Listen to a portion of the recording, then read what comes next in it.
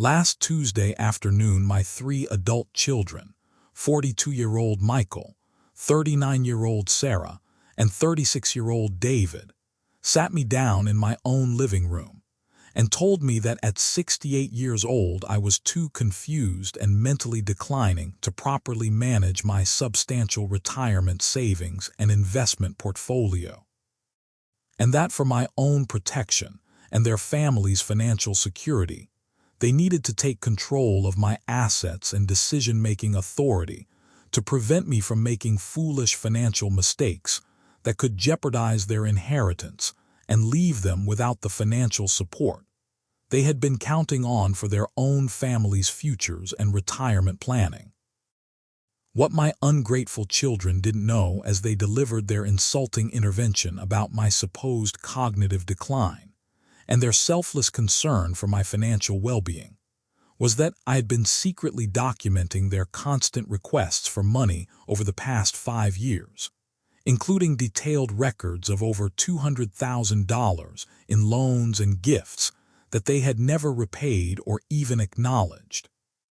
and that their transparent greed and disrespectful treatment had already motivated me to completely restructure my estate plan to leave everything to charitable organizations, rather than reward their entitled behavior and financial exploitation of their elderly father. I'm Theodore Phillips. I'm 68 years old, and this is the story of how my selfish children's shocking attempt to declare me mentally incompetent so they could control my money led to the most devastating financial revelation that would teach them that treating your elderly parents like confused invalids while constantly demanding financial support can result in complete disinheritance, and the loss of everything they had assumed would be their automatic inheritance. Before we continue, please subscribe to the channel and let us know where you're listening in the comments. The foundation of this family financial crisis begins 8 years ago when my beloved wife Patricia passed away from cancer after a long and expensive battle that depleted much of our savings, despite our excellent insurance coverage, leaving me emotionally devastated and financially stressed as I tried to rebuild my life as a widower while managing the practical challenges of maintaining our family home and adjusting to living on a reduced income without Patricia's teaching salary and her careful household financial management that had been essential to our family's economic stability throughout our 43-year marriage. Patricia's death created an enormous emotional void in my life and forced me to learn financial management skills that she had always handled, including investment decisions, tax planning, and budget management that required significant learning and adjustment during the most difficult period of grief and emotional recovery that any spouse experiences when losing their life partner and primary source of emotional support and companionship. The months following Patricia's funeral were characterized by my struggles to manage daily life responsibilities while dealing with overwhelming grief and the practical challenges of learning to live independently after 4 decades of shared household management and mutual support that had defined our successful marriage and family life. My children's response to my widowhood and grief was initially supportive and helpful, with frequent visits and assistance with household tasks and emotional support that provided comfort during the most difficult adjustment period. Though I began to notice that their visits often coincided with subtle requests for financial assistance and their increasing attention to my financial situation and future estate planning decisions. Michael's approach to my widowhood included regular expressions of concern about my ability to manage our large family home and my finances independently, with suggestions that I should consider selling the house and moving to a smaller residence, while also providing him with financial assistance for his struggling construction business that had been experiencing cash flow problems and needed capital investment to remain viable and competitive. Sarah's involvement in my adjustment to widowerhood focused on her concerns about my emotional well-being and her suggestions that I should be more generous in helping her family with their mortgage payments and her children's college expenses, which she presented as ways to honor Patricia's memory and maintain family connections through financial support that would strengthen family bonds and provide meaningful legacy for my grandchildren's futures. David's participation in family support during my grief included frequent visits that invariably included discussions about his graduate school expenses and his young family's financial needs, with explanations about how my financial assistance would help him complete his MBA program and establish the career foundation that would eventually allow him to support me in my old age and repay my current generosity. The gradual evolution of my children's supportive visits into regular requests for financial assistance created an uncomfortable pattern that transformed family gatherings into opportunities for them to present their various financial needs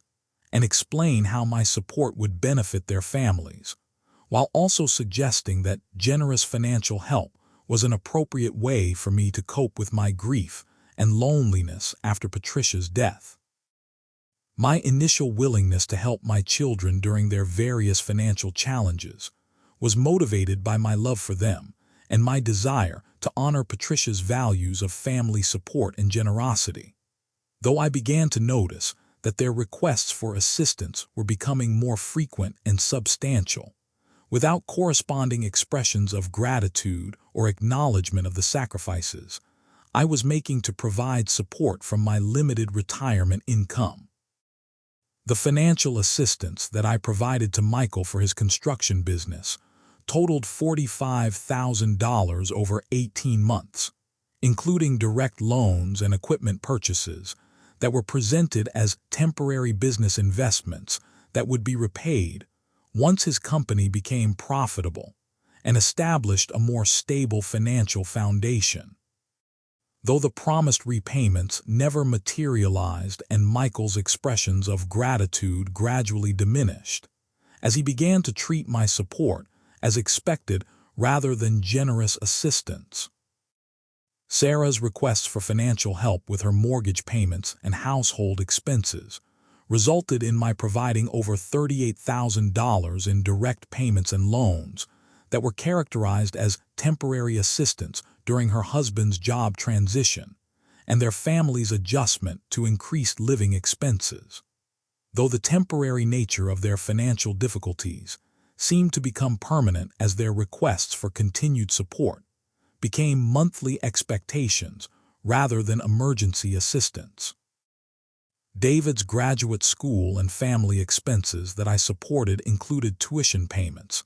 childcare costs, and living expenses that totaled more than $52,000 during his 2-year MBA program, with promises that his advanced degree would lead to high-paying employment that would enable him to repay my investment in his education and provide financial security for his family, while also contributing to my support during my retirement years. The cumulative effect of my children's constant financial requests and their increasing sense of entitlement to my support created significant stress on my retirement budget and forced me to make lifestyle adjustments and sacrifice activities and purchases that I had planned for my own enjoyment and comfort during my widowerhood. While my children seemed unaware of the financial impact their demands were having on my personal financial security and retirement planning. My attempts to discuss the financial strain that their requests were creating and my concerns about the sustainability of providing ongoing support were met with defensive responses and explanations about their various hardships and their expectations that family members should support each other during difficult times, with subtle suggestions that my reluctance to provide unlimited financial assistance was selfish and inconsistent with Patricia's values of family generosity and mutual support. The documentation that I began creating 3 years ago included detailed records of every financial request, loan, and gift that my children had received from me, along with records of their promises to repay loans and their expressions of gratitude that gradually diminished as their requests became more frequent, and their expectations for continued support became more demanding and entitled rather than appreciative and temporary. My growing concern about my children's financial dependence and their apparent lack of appreciation for my sacrifices motivated me to begin consulting with financial advisors and estate planning attorneys who helped me understand the long-term implications of my generous support and the potential impact on my own financial security if I continued to provide unlimited assistance without requiring accountability or repayment of previous loans and gifts. The revelation from my financial analysis was that my children's requests for money had significantly impacted my retirement security, and that continuing to provide support at their current level of demand would potentially jeopardize my ability to maintain my independence and financial stability during my remaining years, particularly if I experienced health problems or needed expensive medical care or assisted living services. The estate planning consultation that I initiated 18 months ago included comprehensive review of my assets and my goals for wealth transfer, along with analysis of my children's financial behaviors and their demonstrated responsibility in managing money and honoring financial commitments, which revealed concerning patterns of dependence and entitlement that suggested they would not use inherited wealth wisely or responsibly. My attorney's assessment of my children's financial patterns included observation that their constant requests for assistance and their failure to repay loans or demonstrate financial responsibility suggested that leaving them substantial inheritances would likely result in rapid spending and continued financial problems, rather than providing long-term security or honoring Patricia's memory through wise financial management and family responsibility. The legal analysis of my estate options included detailed discussion of charitable giving as an alternative to family inheritance that would create lasting positive impact while avoiding the enabling of continued financial irresponsibility and entitlement that my children had demonstrated through their treatment of my generous financial support as expected rather than appreciated assistance. The charitable organizations that my attorney identified as potential beneficiaries for my estate included educational institutions, medical research foundations, and community service organizations that aligned with Patricia's values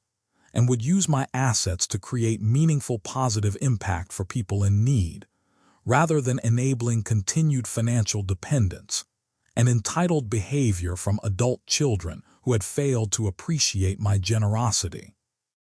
My decision to restructure my estate plan to benefit charitable organizations rather than my children was finalized 6 months ago and included comprehensive legal documentation that would prevent successful challenges while also providing detailed explanations of my reasoning and my disappointment about their financial behavior and their treatment of my support as entitlement rather than generous assistance from a father who loved them, but could not continue enabling their irresponsible financial patterns. The new estate plan included provisions for modest bequests to my children that would provide some financial benefit,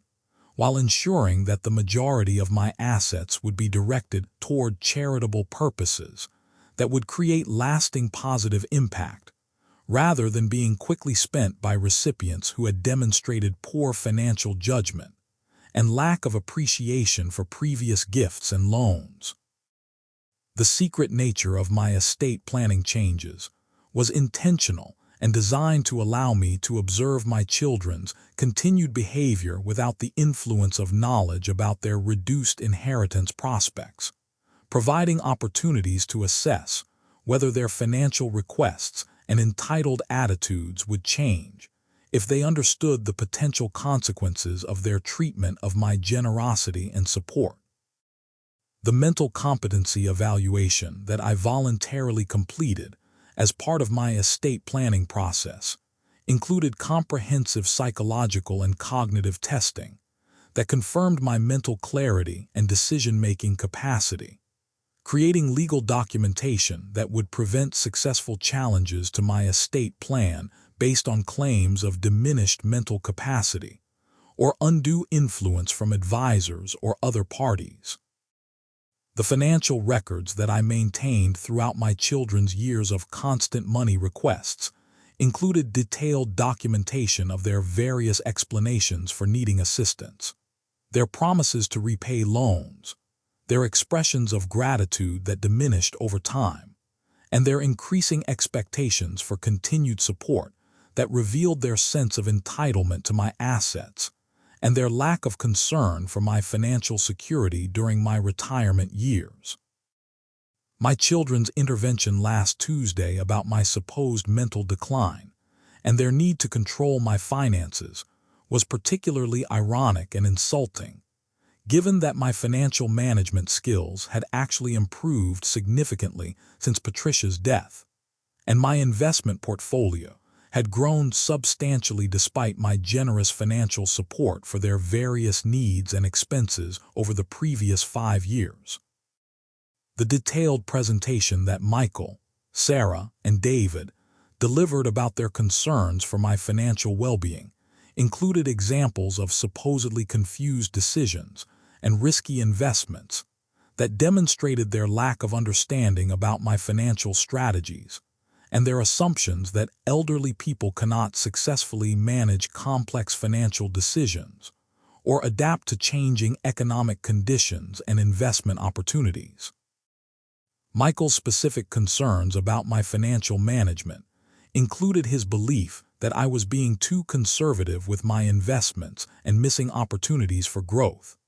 though his own construction business had struggled financially despite my $45,000 in support, suggesting that his financial advice was not based on demonstrated success or expertise in financial management and investment strategy. Sarah's contributions to the intervention included her concerns about my spending on travel and entertainment that she characterized as excessive and irresponsible for someone my age, though my travel expenses were modest and affordable within my budget, while her own spending patterns included expensive purchases and lifestyle choices that were supported by my ongoing financial assistance and mortgage payment help. David's analysis of my financial situation included suggestions that I should be more focused on preserving assets for inheritance purposes rather than spending money on personal enjoyment and charitable giving, revealing his primary concern about protecting his future inheritance rather than supporting my right to enjoy my retirement years and use my assets according to my own values and priorities. The intervention that my children staged included their presentation of a proposed financial management plan that would give them control over my investment decisions and spending, while providing me with a monthly allowance that they would determine based on their assessment of my reasonable needs, essentially treating me like a child who could not be trusted to manage my own money despite my demonstrated financial success and responsible management. My response to their intervention was calm and measured, with expressions of appreciation for their concern, while declining their offer to manage my finances and explaining that I was completely capable of handling my own financial affairs, and that their assessment of my mental capacity was inaccurate and based on misunderstanding rather than legitimate concerns about cognitive decline or poor decision-making. The immediate aftermath of their failed intervention included my children's frustrated expressions about my stubbornness and their warnings about the potential consequences of my continued independent financial management, with suggestions that they might need to pursue legal guardianship or other protective measures if I continued to refuse their assistance and oversight of my financial decisions and estate planning. My decision to reveal the documentation of their financial exploitation and my estate planning changes was motivated by their insulting intervention and their clear intention to gain control of my assets for their own benefit rather than genuine concern for my well-being. And I scheduled a family meeting for the following week to share information that would clarify my mental capacity and their future inheritance prospects. The family meeting that took place the following Saturday included comprehensive presentation of my financial records that documented every request for money that my children had made over the previous 5 years, including the amounts provided, their stated reasons for needing assistance, their promises to repay loans, and their expressions of gratitude that had diminished over time as their sense of entitlement increased. Michael's reaction to seeing the documented record of his $45,000 in financial assistance was initial shock and embarrassment, followed by defensive explanations about his business challenges and promises to begin repayment that were similar to previous promises that had never materialized into actual repayment or even acknowledgement of the debt he owed to his father's generosity. Sarah's response to learning about the $38,000 in assistance that I had provided for her family included surprise about the total amount and explanations about their genuine financial difficulties. Though her defensive tone suggested that she still viewed my support as appropriate family assistance, rather than generous gifts that deserved appreciation and eventual repayment. David's confrontation with the $52,000 in education and family expenses that I had covered during his MBA program included acknowledgement of my generosity, but also explanations about his current financial situation and his plans to begin contributing to family financial support once his career was more established and his income had increased to levels that would allow repayment. The total documentation of their financial requests revealed that my children had received over $135,000 in loans and gifts during the previous 5 years, without providing any repayment or demonstrating appreciation proportional to the substantial financial support that had impacted my retirement security and forced me to make lifestyle adjustments to accommodate their needs. The second phase of the family meeting included my presentation of the mental competency evaluation results that demonstrated my excellent cognitive function and decision-making capacity, directly contradicting their intervention claims about mental decline and proving that their concerns about my financial management were based on their desire to control my assets rather than legitimate worries about my mental health. The devastating revelation that concluded the family meeting was my disclosure of the estate plan changes that would direct the majority of my assets to charitable organizations rather than to children who had demonstrated financial irresponsibility and entitled attitudes toward my generosity, with explanations of my reasoning and my disappointment about their treatment of my support as expected rather than appreciated assistance. Michael's reaction to learning about his significantly reduced inheritance prospects was immediate panic and desperate promises to change his behavior and begin repaying his loans. Though his sudden concern about our relationship and his expressions of regret appeared to be motivated primarily by financial consequences rather than genuine recognition of his inappropriate behavior and lack of appreciation. Sarah's response to the inheritance revelation included tears and apologies for taking my support for granted, along with promises to demonstrate more appreciation and respect for my generosity. Though her emotional reaction seemed focused on the financial implications, rather than authentic remorse for her entitled attitudes and constant financial demands. David's confrontation with the reality of his reduced inheritance included angry accusations that I was being manipulative and unfair by changing my estate plan without warning, revealing that his primary concern was preserving his expected financial benefits, rather than understanding my perspective or acknowledging his role in creating the situation through his constant requests for financial assistance. The explanation that I provided about my charitable giving decisions included detailed discussion of Patricia's values and our shared commitment to helping others in need, along with my belief that directing assets toward charitable purposes would create more meaningful legacy than enabling continued financial dependence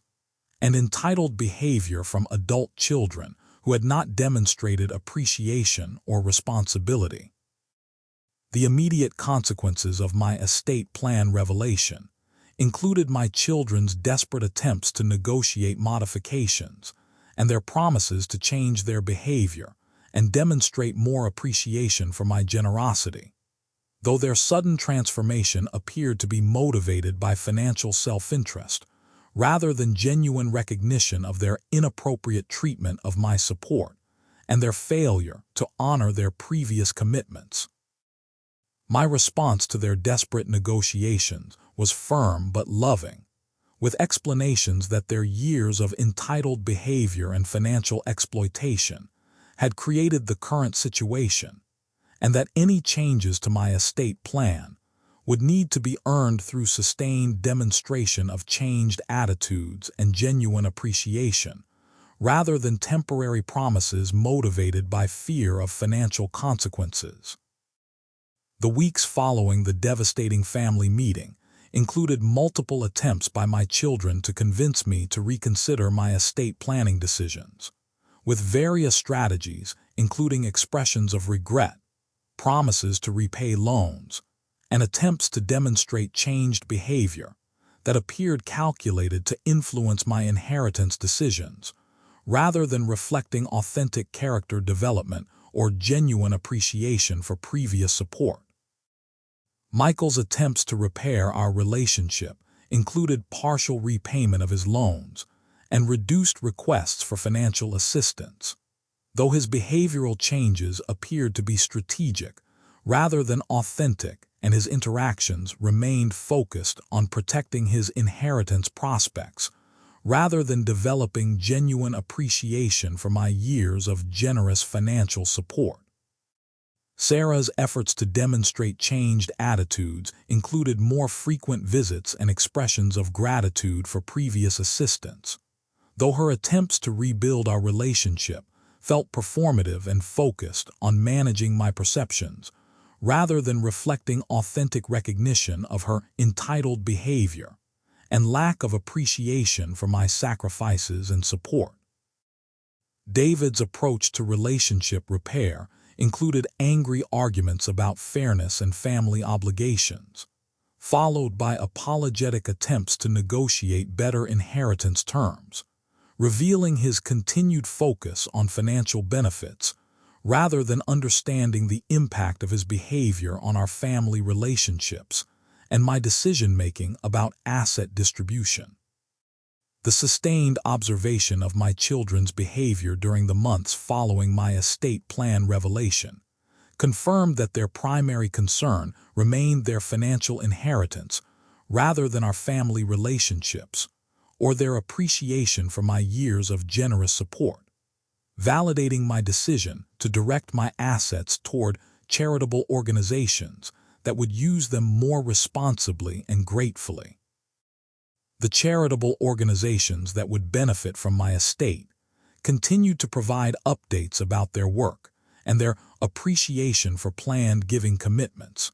creating positive reinforcement for my decision to support causes that aligned with Patricia's values, rather than enabling continued financial irresponsibility from children who had taken my generosity for granted.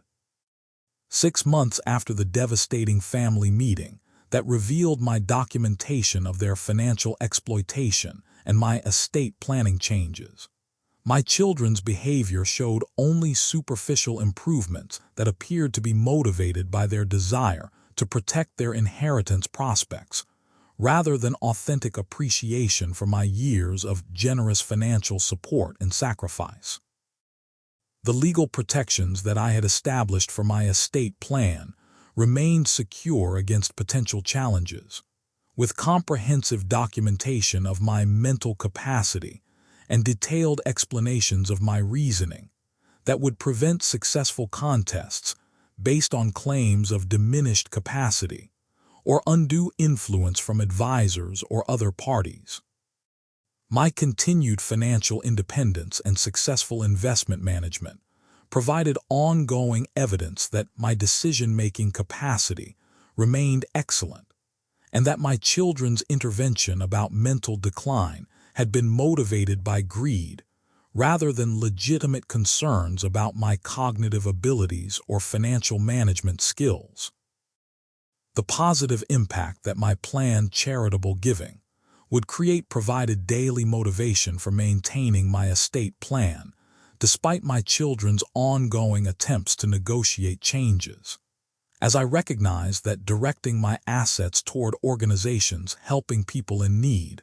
would create more meaningful legacy than rewarding entitled behavior and financial irresponsibility. Today, 18 months after my children's insulting intervention about my supposed mental decline and their failed attempt to gain control of my finances, our family relationships have stabilized into patterns of cautious interaction, where they continue to hope for inheritance restoration, while I maintain my commitment to charitable giving that reflects Patricia's values and my disappointment about their treatment of my generosity. The documentation that I maintained throughout their years of financial requests continues to provide clear evidence of their entitled attitudes and lack of appreciation, validating my decision to restructure my estate plan and demonstrating the importance of holding adult children accountable for their treatment of elderly parents who provide generous financial support.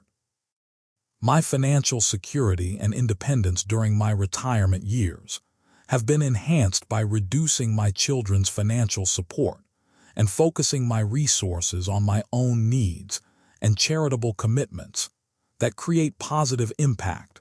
rather than enabling continued dependence and entitled behavior from recipients who had failed to appreciate previous assistance. The wisdom of my estate planning decisions has been confirmed through my children's continued focus on their inheritance prospects rather than our family relationships,